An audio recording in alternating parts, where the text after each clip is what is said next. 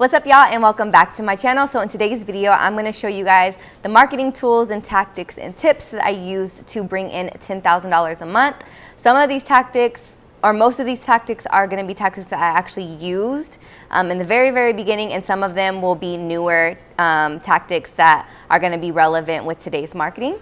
So the first thing that you want to do, obviously, is have a dope website. I always use Shopify because Shopify has the best backend. A lot of people who have high volume e-com stores use Shopify. So the first thing that I did on Shopify is use high quality photos and a great template. High quality photos are important because it gives you a lot of brand integrity. And as you guys have seen in the previous video that I recorded, is a lot of the wholesalers in downtown LA allow you to use their high quality photos if you go ahead and just ask. So here. Okay. So front is like this. It's loose, and then the side. Loose. Okay. It's really nice. Yeah. Now, when I buy from the store, do you allow to use your photos, or do I take my own? If you want, I can send you. Okay, so you have photos that. Okay, so you have photos that I can use, but of course I take my own as well. Yeah. Okay. If you guys want information on the wholesalers that I use, you guys can go ahead and watch my video and click here. The next thing that I use to add credibility and integrity to my site is a size chart and also size videos. For me as a consumer, I also look at things that I like from websites and what makes me buy. Stores like Pretty Little Thing and Missguided use actual sizing videos so that you can actually see it on the model and the way it moves, and that always just adds a little bit extra of trust to your customers. So those are things that I used, as well as Shopify apps.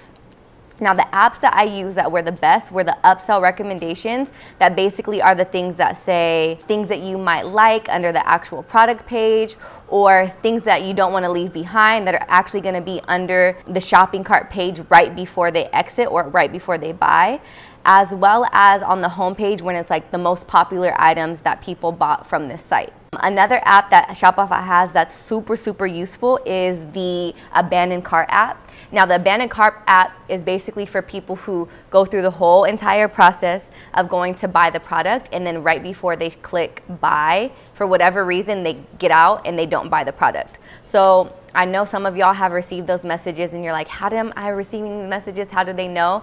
But hey, did you forget blah, blah, blah in your cart? You guys can go ahead and click this link and we'll give you 10% off or 15% off. Those marketing tools have a very high conversion rate, and they allow your customers to buy. Now, a lot of customers don't buy because either the shipping or the shipping time. So giving that 10 to 15% off basically just makes them buy again, and basically takes off of the original shipping price. And actually, before you bring anybody to your website, the first thing that you're gonna wanna do, which I did not do in the past because I didn't know about this, but you're gonna wanna add a Facebook pixel. Now, what is a Facebook pixel? A Facebook pixel is a code that you actually put on your site, and it tracks every single thing that your consumers do.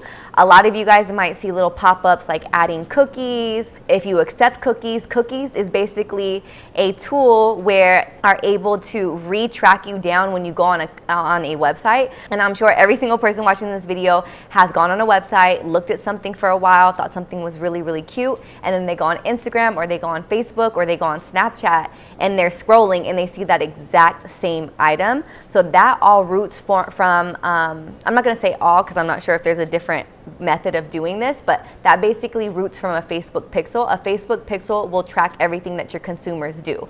So after you get traction on your store and you develop enough data and analytics from your Facebook pixel, you're gonna wanna run Facebook ads and Instagram ads if you guys do have the budget to work with that. Facebook and Instagram ads may seem annoying to consumers, but it generates a lot of sales. It's generated a lot of sales for me in the way that you're able to target an 18-year-old girl in Los Angeles who likes pink bodysuits. Like, you can literally market somebody down to color that they like, as far as clothing goes, people that they like, size, interests, if they like beach things, if they like sports things. And those interests are important because if you have a beach-based product like a bikini, then you can attract all the people who are interested in that interest in Facebook. If you like somebody who's more focused into sports, then you can market products for sports, whether that's workout things of that nature, to that exact person. Books that help me understand consumer behavior and why people buy are Decoding the New Consumer Mind by Kit Yarrow, Why We Buy by Paco Underhill, and Buyology. These are the books that are going to be very helpful for people who don't know anything about marketing and just understand what makes people buy, how to price your items, how to set up your website, colors to use, and things like that. If you guys have never tried listening to audiobooks to basically enhance your knowledge on business, you can get your first audiobook for free by going to www.audible.com/FindGuru, or you can text FindGuru to 500-500. Audible Originals are exclusive audio titles created by celebrated storytellers in worlds as diverse as literature, journalism, theater, and more. So getting into the next phase in how you price your items. After you've basically understood why consumers buy, you can set your pricing accordingly. One super big tip is adding the shipping cost to the overall cost of the product.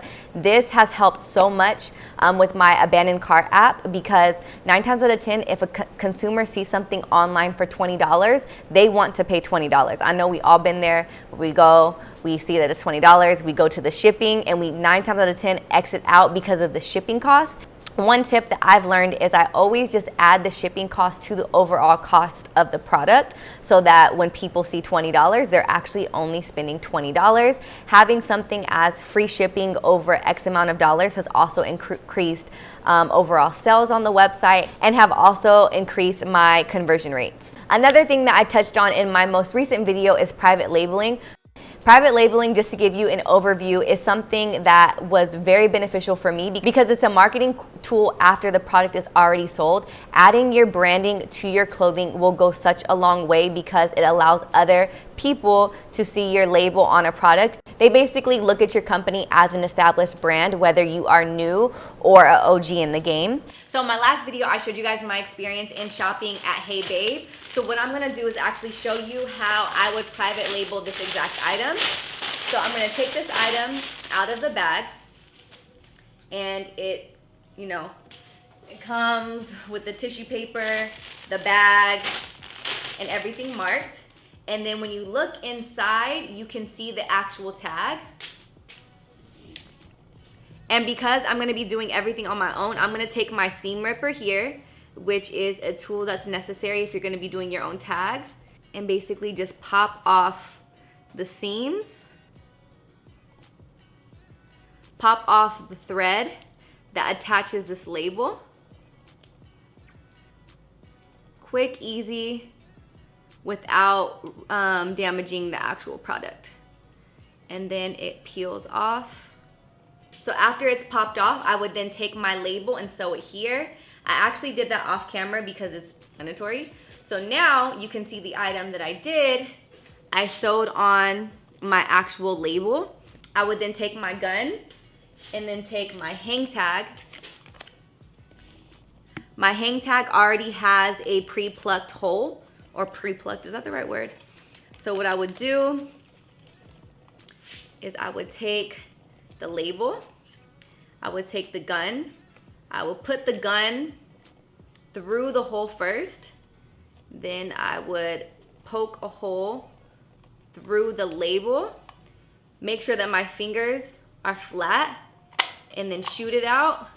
Once I shoot it out, I pull it apart.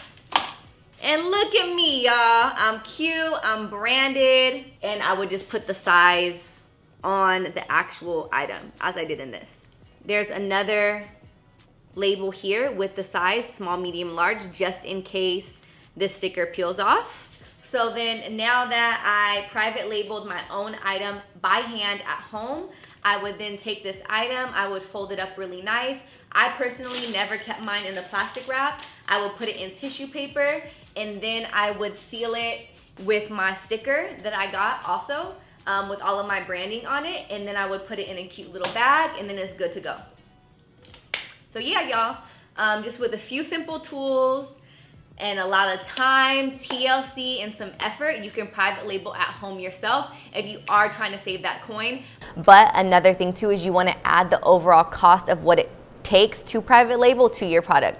For me, private labeling costs anywhere from $2 to $3. So if you buy something like this bodysuit that I used in one of my videos for $12, you want to add maybe $3 for shipping and maybe $3 for private labeling, as well as the bags that you use, the tissue that you use, and the stickers. So if this was me selling this product, I would say the cost of this item is actually $18, and then you want to add anywhere from $10 to $15 to that price and sell that item on your store to also give you wiggle room if you do have any sales, or if you have buy one get one 50% off, or if you're running any other advertisement that would basically give an additional discount. And the final thing that I used to basically generate all of my sales was just Instagram, and now I use Facebook. So I basically saved this one for last because it's the most obvious, but using Instagram for influencer marketing, I myself at the time when I started my store was my own influencer, and that's actually how I basically grew my platform organically, by consistently posting a lot of outfit pictures,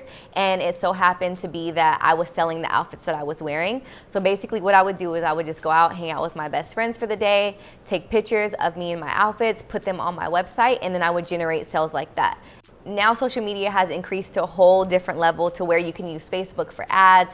You have the swipe up feature in Instagram that generates a lot of sales and makes your conversion rate go up just because it's easy access to the exact product link. Scaling your influencer reach by using other influencers, whether they be your friends, or just having a consistent strategy of making sure that you have one influencer post a week on your feed. And yeah, that's basically the different tools that I use to grow my business to scale it to $10,000 a month. If you guys have any questions or you guys want more depth in the video, go ahead and put down some suggestions down below. Thank you guys so much for watching my video, and don't forget, if you guys do need more tips and more help on marketing, don't forget to check out Audible, and you guys can get your first audiobook for free when you go to www.audible.com/FindGuru, or you can text FindGuru to 500 500. Thank you so much, and I will see you in my next upload.